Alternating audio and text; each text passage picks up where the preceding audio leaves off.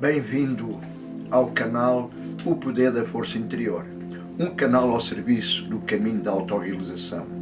Neste canal temos como propósito fornecer-lhe tudo o que precisa saber para recuperar a sua força interior, com os recursos do coaching transformacional e da inteligência espiritual.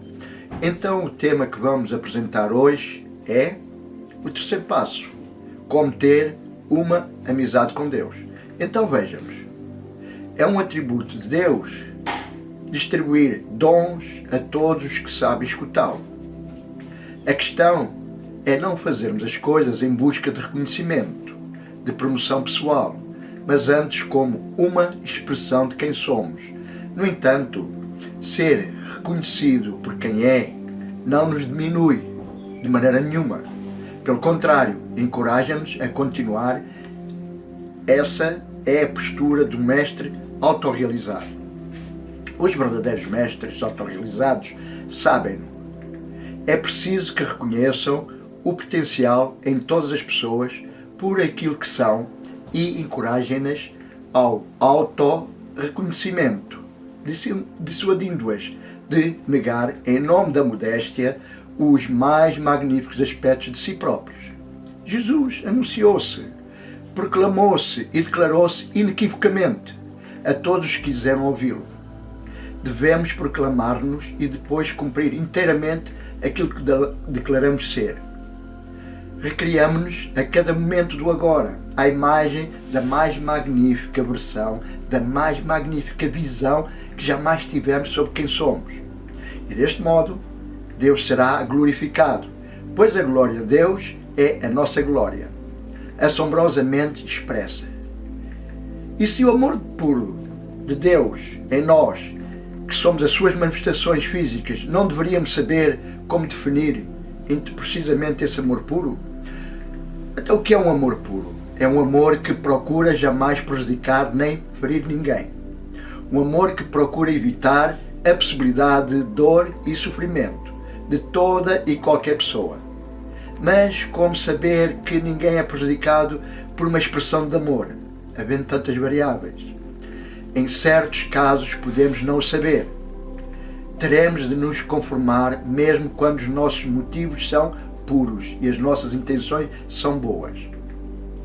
E o nosso amor é verdadeiro. Mas na maior parte dos casos, contudo, poderemos saber de facto sempre que se torna claro para nós de que modo determinada expressão de amor pode causar sofrimento a outra pessoa. Assim, faríamos bem, nestas situações, perguntar-nos: o que faria agora o amor? É uma pergunta espetacular. Mas apenas o amor pelo objeto atual dos nossos afetos, mas o amor por todos os outros. Então, uma pergunta pertinente se impõe: o que é o amor? Acho que esta pergunta tem sido feita através dos séculos. Os filósofos tentaram responder-lhe. Então vejamos como nós na inteligência espiritual definimos o amor. O amor é um sentimento que não tem condições, nem limites, nem necessidades. E uma vez que não tem condições, não requer nada de modo a ser expresso. Não pede nada em troca. Não se retrata como forma de retaliação. E uma vez que não tem limites, não estabelece limites a ninguém. Não conhece fim, é eterno, não conhece fronteiras nem barreiras. Uma vez que não tem necessidade, não procura tomar nada que não lhe seja voluntariamente oferecido. Não procura reter nada que não pretenda ser retido. Não procura nada que não seja alegremente aceite. E é livre.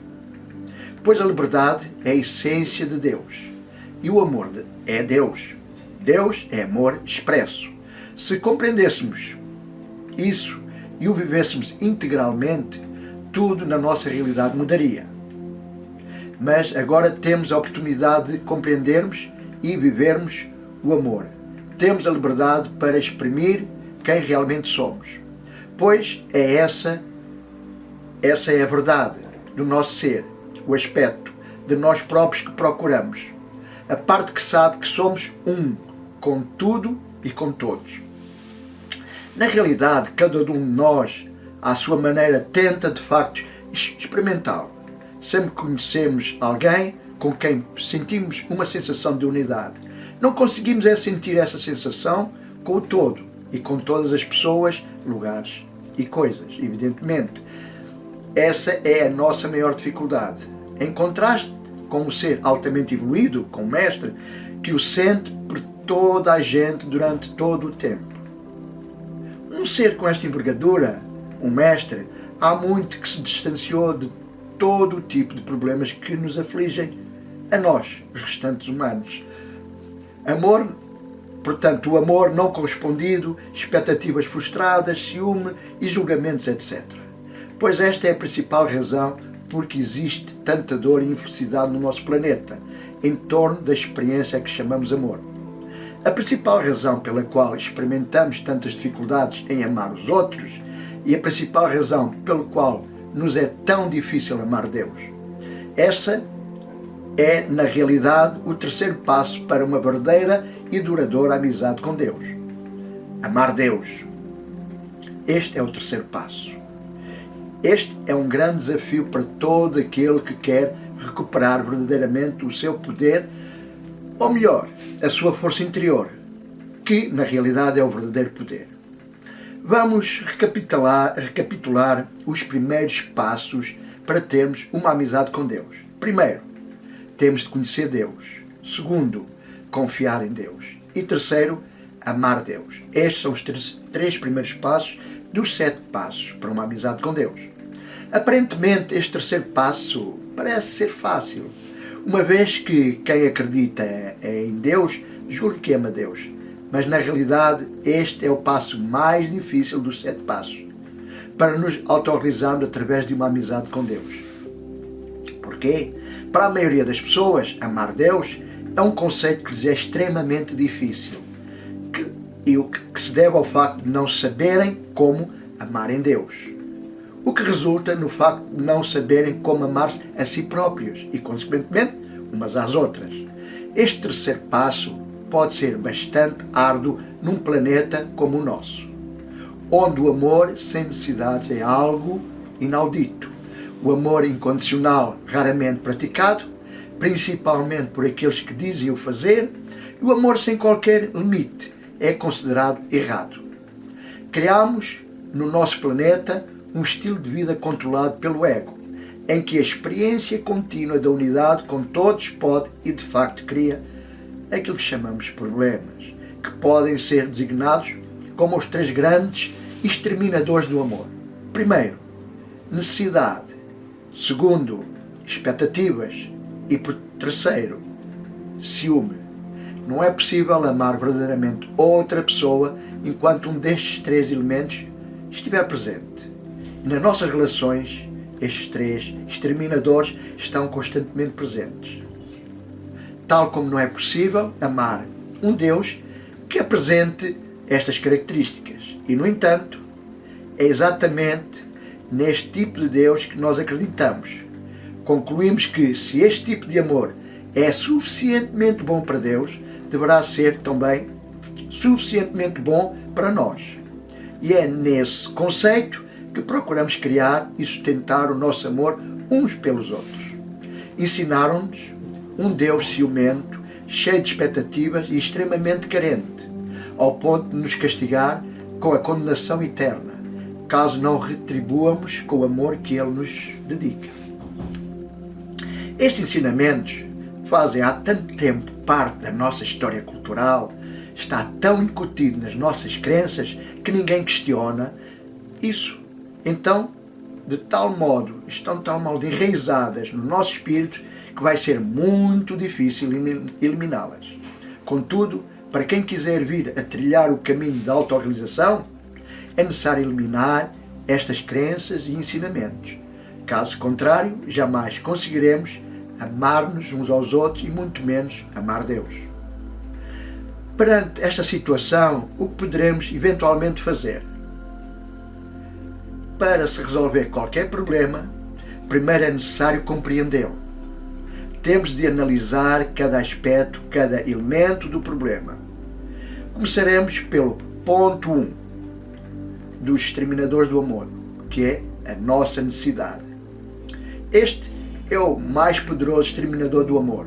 No entanto, a maioria de nós não sabe distinguir entre amor e necessidade. A necessidade resulta da convicção que existe algo exterior a nós que não possuímos, mas no qual depende a nossa felicidade. E uma vez convictos dessa necessidade, fazemos quase tudo para satisfazer essa necessidade. Procuramos obter aquilo que julgamos necessitar. A maior parte das pessoas obtém por meio de uma troca. Trocam aquilo que já têm por aquilo que procuram ter. É este processo que no nosso planeta chamamos amor.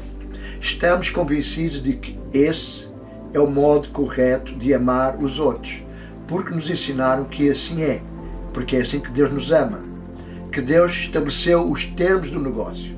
Se me amarem, deixo-vos entrar no céu. Se não me amarem, não deixo. E não temos conseguido pensar de outra maneira. Disseram-nos que Deus era assim, por isso nós tornámos-nos também assim. Pois, se é suficiente bom para Deus, é suficientemente bom para nós. E assim criamos uma história que é vivida todos os dias. E qual é essa história? O amor é condicional. Mas esta história é falsa. Trata simplesmente de um dos muitos mitos, crenças que temos. Este mito faz parte da nossa história cultural ocidental. Mas na realidade de Deus isso não existe. De facto, Deus não necessita de nada da nossa parte. Pelo que nada nos exige. Tudo que dizem sobre isso são tretas religiosas. Como podemos então conceber um Deus que necessite seja do que for? Se Deus é tudo em todas as coisas, se é o todo, a fonte que alimenta todas as suas necessidades, eventualmente se elas as tivesse, Ele não pode ter necessidades porque Ele é tudo, é o todo, é Ele que cria todas as coisas. Para conhecermos verdadeiramente Deus, para termos uma verdadeira amizade com Ele, teremos de compreender que Deus possui tudo e Ele é tudo e que não necessita de nada, como já foi explicado em vídeos anteriores. E conhecer Deus é efetivamente o primeiro passo para uma amizade com Deus. Quando tivermos uma amizade com Deus, é porque conhecemos e confiamos em Deus. Quando começamos a conhecer Deus verdadeiramente, começamos a desmontar o mito que construímos à volta dele. Mudaremos a nossa percepção sobre quem Ele é e como Ele é. Lentamente, mas solidamente, logo que isso aconteça, começaremos a mudar a nossa percepção sobre quem somos e como somos. Será o começo do caminho para a autorrealização. E é esse o resultado de conhecer Deus, pois teremos uma amizade com Ele. Seremos transformados. Nada voltará a ser o mesmo. E essa transformação vai revelar-nos que fomos feitos à imagem e semelhança do Criador, de Deus. Um conceito ou ensinamento que parece que todos estamos também seguros de saber, porque nos foi ensinado logo em pequeninos, mas não passa de outro mito. Se estamos errados quanto à imagem e semelhança de Deus, igualmente estaremos enganados quanto à nossa própria imagem e semelhança, como é óbvio. A maioria das pessoas imagina um Deus carente, com necessidades, entre as quais a necessidade de ser amado por nós. Disseram-nos que Deus deseja o nosso amor e reforçam que jamais nos forçaria a amá-lo. Contudo, acrescentam que se esse desejo de Deus não for satisfeito, Ele vai nos condenar às penas eternas. Afinal, que tipo de desejo é este? Assim, seguindo a mitologia, se formos feitos à imagem e semelhança de Deus, consideramos normal manifestar o mesmo tipo de desejo e assim criamos as nossas atrações fatais. Deus não tem qualquer tipo de necessidades. Ele é e tem tudo o que necessita para exprimir todas as coisas que lhe são exteriores. Essa é a verdadeira natureza de Deus e nós somos criados à imagem e semelhança. É importante compreendermos a maravilhosa importância e implicações desta verdade. Não precisamos de nada para sermos perfeitamente felizes. As necessidades que julgamos ter são uma ilusão deste mundo ilusório, conhecido pelas filosofias orientais como Maya. Se assim o desejarmos, descobriremos dentro de nós e em nós a mais profunda e perfeita felicidade. E quando o fizermos, nada de exterior a nós poderá igualá-la, nada poderá destruí-la, a não ser que o permitamos. Na verdade, a maioria de nós nunca procurou a felicidade no seu interior. Procura desesperadamente no exterior. Tentamos experienciar o melhor de nós no exterior de nós próprios. Tentamos experienciar quem somos através dos outros, em vez de permitirmos que os outros experienciem através de nós. Passamos toda uma vida a acreditar em mitos e no que os outros dizem sobre nós, como se as suas opiniões fossem verdades absolutas. Algumas vezes até alteramos o nosso comportamento para satisfazer a opinião que queremos que os outros tenham de nós. Infelizmente, experimentamos através dos outros. Contudo, quando realizamos a conclusão dos 7 passos para uma amizade com Deus, ou melhor, quando fundamentamos a nossa amizade com Deus, atingimos o nível do iniciado. Então passamos a permitir aos outros experimentarem-se como quem realmente são através de nós. É essa a qualidade que identifica um mestre autorrealizado. O mestre é alguém que consegue ver-nos, que consegue ver o outro, pois desenvolve e devolve-nos a nós próprios tudo o que nós pensamos que precisamos de conhecer em nós. Então, tal como realmente somos, não é mais do que uma percepção dessa realidade. Então também transmitimos esse conhecimento aos outros. Como podemos então experimentar essa verdade? Mergulhando para dentro de nós próprios, cultivando o autoconhecimento no processo de autorrealização. Só assim encontraremos aquilo que possuímos. Se não o fizermos, continuaremos incompletos para atingir essa compreensão que sempre está e estará no fundo da nossa alma. Para a experimentar, nem que seja por brevíssimos instantes, teremos a certeza de que nada do que encontramos exterior a nós pode se comparar àquilo que existe no nosso interior. De que nenhum sentimento obtido por meio de qualquer estímulo ou fonte exterior compara-se à absoluta felicidade de comunhão com o nosso eu interior. E recordaremos quem realmente somos e saberemos novamente que não necessitamos de nada exterior a nós.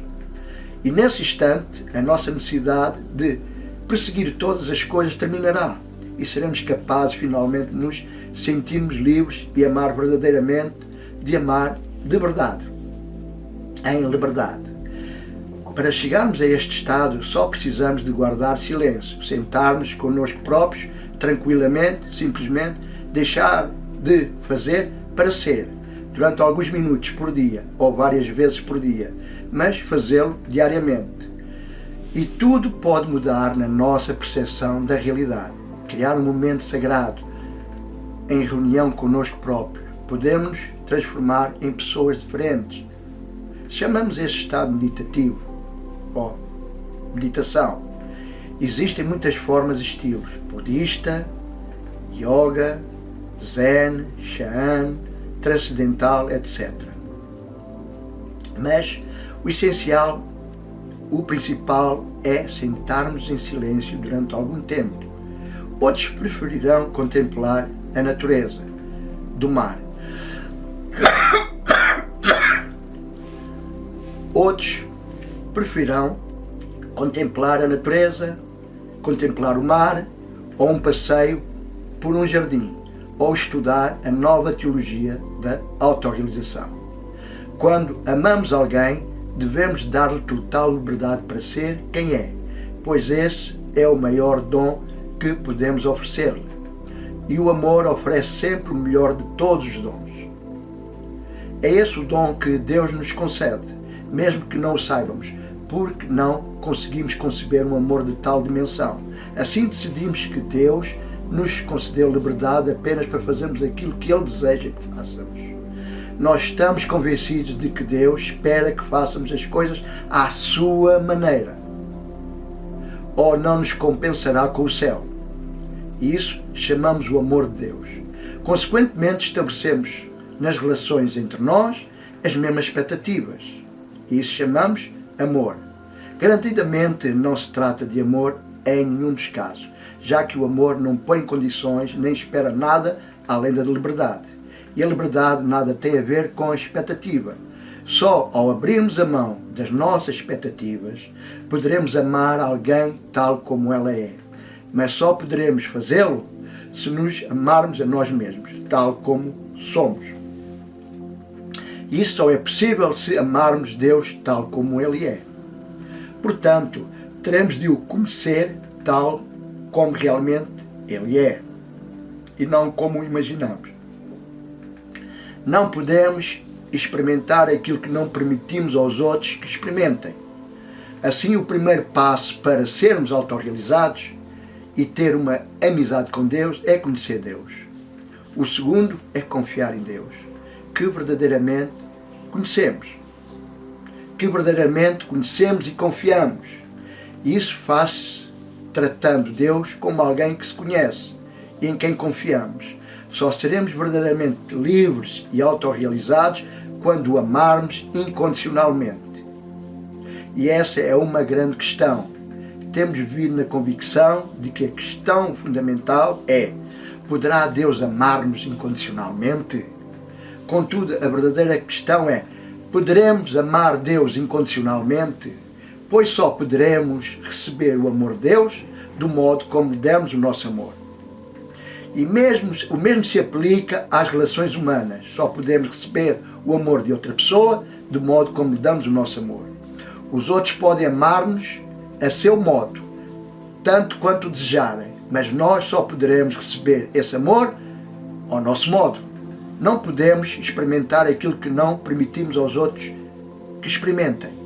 Isso traz-nos ou leva-nos ao último elemento dos exterminadores do amor, que é o ciúme.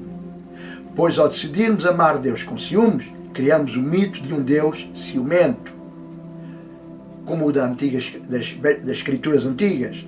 Fazemos isso ao reivindicar o amor de Deus das formas mais cruéis. Apropriamos do exclusivismo do amor de Deus. Somos a única religião verdadeira. Somos o povo eleito. Somos a igreja verdadeira. E defendemos ciosamente essas convicções que pretensiosamente queremos como exclusivas. Aquele que afirmar que Deus ama de igual modo todos os povos, aceita todas as fés, abraça todas as nações, é considerado blasfemo. Dizer que Deus ama de modo diferente do que nós pensamos e prescrevemos é uma blasfémia. Este tipo de amor ciumento não é amor de Deus. Não pode ser o amor de Deus. Contudo, foi assim que alguns expertos o conceberam e ensinaram através dos tempos. E porque é assim que amamos Deus, também é assim que nos amamos uns aos outros. E isso está a dividir-nos e a destruir-nos, literalmente. O ciúme tem levado muitas pessoas a matar e a matarem-se. Mas a coisa não fica por aqui, pois temos ciúmes não apenas das outras pessoas, como também de empregos, passatempos, filhos, de tudo que desvia de nós a atenção da pessoa que amamos. Algumas pessoas chegam a ter ciúmes de um animal de estimação, de um determinado desporto, de uma determinada equipa, etc. O ciúme assume milhentas formas. Tem muitos rostos, nenhum deles é belo, garantidamente. Os ciúmes não são fáceis de eliminar. Estão fundamentados nas nossas crenças, mesmo quando nos convencemos que já nos livramos deles. À primeira oportunidade, eles aí estão, regressam. Simplesmente permanecem escondidos, alguns camuflados pelas nossas crenças. A única maneira de os fazermos desaparecer é libertar-nos da ideia de que a felicidade depende de qualquer coisa exterior a nós. Só assim conseguiremos libertar-nos dos ciúmes. Se conseguirmos libertar-nos da ideia de que o amor é aquilo que recebemos em troca daquilo que damos, conseguiremos libertar-nos dos ciúmes.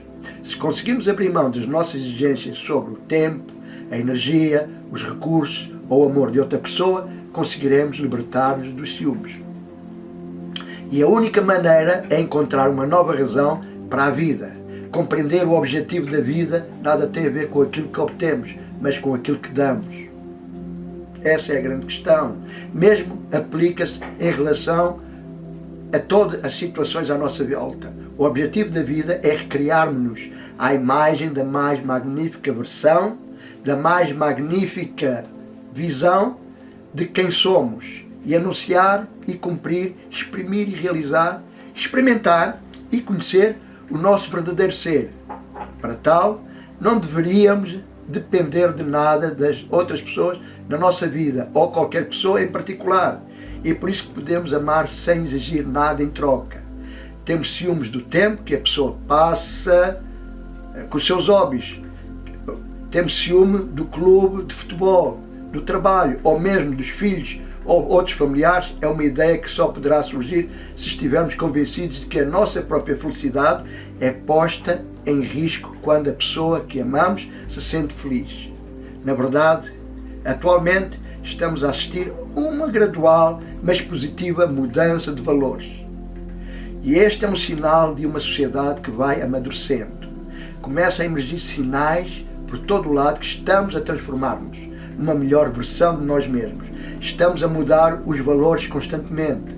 À medida que reunimos mais informação, vivemos mais experiências, consideramos novas ideias, descobrimos novas formas de olhar para as coisas. Aparentemente, podem em volta aparecer alguns sinais de irresponsabilidade, mas garantidamente existem mais fontes de crescimento, como uma sociedade mais esclarecida. Hoje já não aceitamos que nos tentem submeter através do medo ou dos castigos divinos, mas a consciência social ainda mantém muitas outras formas de medo. Começamos a rejeitar ensinamentos que nos façam sentir vergonha dos nossos desejos e paixões e do nosso amor por tudo, desde a dança ao amor a outras pessoas. Acima de tudo, fomos ensinados a sentir vergonha pelo amor a nós próprios, à nossa autoestima. Mas como podemos amar os outros se não nos for permitir amarmos a nós próprios, mesmo existindo um ensinamento que diz: ama os outros como a ti próprio, que contrariava o que nos era sistematicamente ensinado. O amor não tem condições, limites ou necessidades. É dessa forma que Deus nos ama. Contudo, nós conseguimos perceber e receber esse tipo de amor, uma vez que enquanto não conseguimos expressá-lo. Aí reside toda a tristeza, decepção, pesar do mundo. Então, como podemos amar Deus se não podemos amar-nos a nós próprios? Uma questão. Como podemos ver e declarar a glória de Deus se não podemos ver a glória da nossa própria glória? Só estaremos a caminhar para a nossa glória quando iniciarmos a caminhada para a nossa verdade. E esse caminho começa quando conseguirmos declarar que passaremos a dizer sempre a verdade sobre tudo e todos, que vivemos a nossa verdade, pois a honestidade é uma das mais elevadas formas de amor. A mestria chega quando conseguirmos decidir e escolher com base naquilo que é verdadeiro para nós e não naquilo que as outras pessoas nos disseram ser verdade, ou nas invenções da sociedade, da religião, ou por aí fora, ou naquilo que julgam que os outros pensam de si próprios, ou que lhe foi imposto pela consciência social. Os mestres autorrealizados dão a si próprios a liberdade para escolherem de acordo com os seus próprios desejos e concedem àqueles que amam essa mesma liberdade. A liberdade é o conceito e a estrutura fundamental de toda a vida, porque é também a natureza fundamental de Deus. Todos os sistemas que, de algum modo, reduzem, restringem, violam, eliminam a liberdade são sistemas que funcionam contra a própria vida. A liberdade não é o objetivo da alma, é a sua própria natureza, é a sua própria essência. A alma é livre por natureza. Assim, a ausência de liberdade é uma violação da própria natureza da alma. Como tal, não devemos estabelecer limites aos outros, só a nós próprios. Devemos limitar aquilo que escolhemos experimentar e não aquilo que os outros podem experimentar. Trata-se de uma limitação voluntária e assim, num sentido muito real, não é uma limitação nenhuma. É uma afirmação de quem somos. É uma criação, uma definição. Ninguém nem nada é limitado no universo de Deus. Só as nossas percepções é que são alienadas e são limitantes. E o amor não conhece outra coisa senão a liberdade. E é nesse aspecto que se aplica a alma. E, portanto, a Deus. Todas estas palavras são intercambiáveis. Amor, liberdade, alma, Deus. Todas elas mantêm aspectos umas das outras. Somos livres de anunciarmos e declararmos quem somos em cada momento do agora. De facto, estamos a fazê-lo constantemente, mesmo sem o sabermos. No entanto, não somos livres para declararmos o que é, ou deve ser, outra pessoa. Não temos esse direito. O amor jamais faria tal coisa, muito menos Deus, que é a essência do próprio amor. Se desejarmos anunciar e declarar que somos pessoas que não necessitam depender de amor exclusivo de outra pessoa para sermos felizes, para nos sentirmos confortáveis e seguros, somos livres para o fazer. E mostrar-nos-emos através dos nossos atos, que serão a nossa afirmação. Mas se desejarmos anunciar, declarar que somos pessoas que necessitam e dependem de grande parte do tempo e energia da outra pessoa para ser feliz, para se sentir confortável e seguro, também somos igualmente livres de o fazer. Mas temos de considerar o seguinte: se permitirmos que a afirmação da nossa pessoa se traduza em ciúme por outra pessoa, ou se, em caso de ciúme pelos amigos, trabalho ou passatempo de outra pessoa, o nosso ciúme porá fim ao nosso amor e provavelmente ao amor da outra pessoa por nós. A boa nova é que a afirmação de nós próprios e de quem escolhemos ser não tem necessariamente de se traduzir em ciúme por outra pessoa, nem na necessidade de a controlar, seja de que modo for. Devemos declarar simplesmente e amorosamente quem somos e de que modo escolhemos a nossa própria vida. No próximo vídeo vamos abordar o quarto passo dos 7 passos para a amizade com Deus, que é abraçar Deus. Isso é possível? É o que vamos ver no próximo vídeo. Até lá, grato pela sua atenção, seja abençoado pela lei do 1 e não se esqueça, se nasceu original, não viva cópia. Até sempre.